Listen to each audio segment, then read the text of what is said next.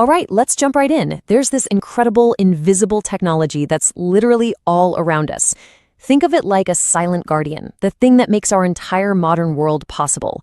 You can't see it, you can't touch it, but trust me, without it, so much of what we rely on every single day would just fall apart.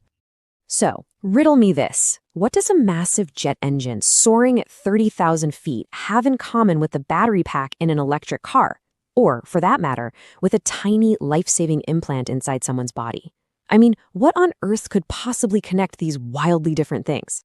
The answer is they're all shielded by a kind of high-tech invisible armor. This is the amazing world of surface engineering.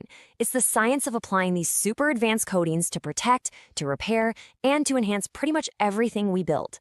It's our ultimate defense against the one thing that gets everything in the end, just wearing out. Okay, so let's start with the heavy lifters. These are the technologies designed to give our biggest, most important components some serious, superhuman strength, and, in some cases, a whole new lease on life. And just to give you a sense of this scale we're talking about here, look at this number.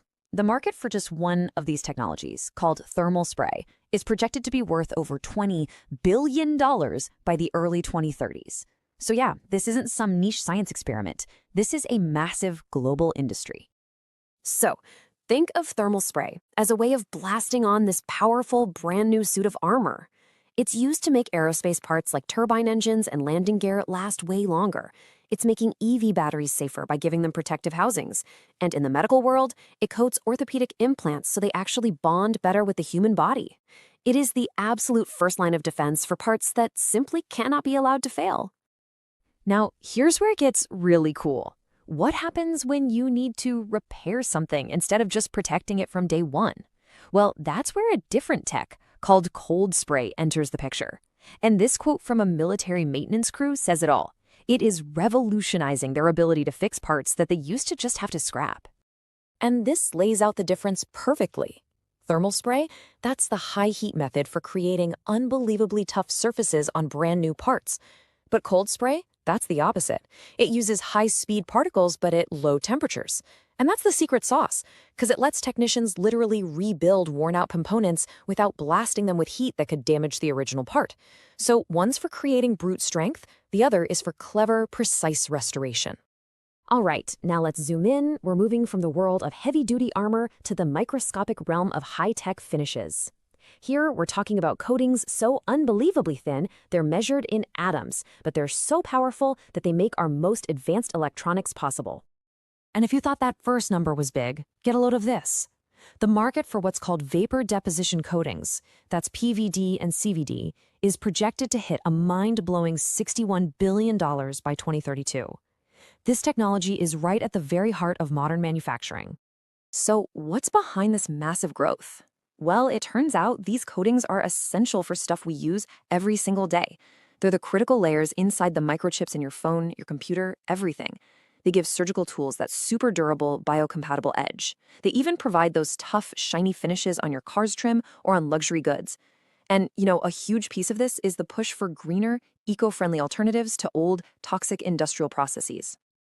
Okay, so we get what these coatings are, but how in the world are they applied with such insane precision? Well, the next huge trend is all about making the process itself intelligent. Basically, giving the whole system a brain. I mean, this is the multi-billion-dollar question, right? When you're making parts for a jet engine or you're layering microchips, pretty good just doesn't cut it. You need absolute perfection every single time. So how do you pull that off? You do it by making the whole process smart. It's kind of like a three-step dance. First, you sense. You've got these incredible sensors watching the coating particles in real time as they fly through the air. Second, you analyze. This is where AI and digital twins, these virtual copies of the real thing, take all that data and predict exactly what the final coating will look like. And third, you adjust. Robotics make tiny, instantaneous corrections on the fly to make sure the result is perfect, every single time.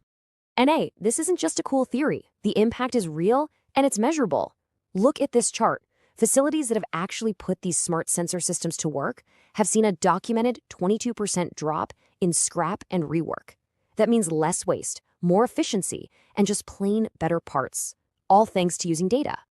Now, running parallel to this push for precision is another equally powerful force, the demand for safety and sustainability.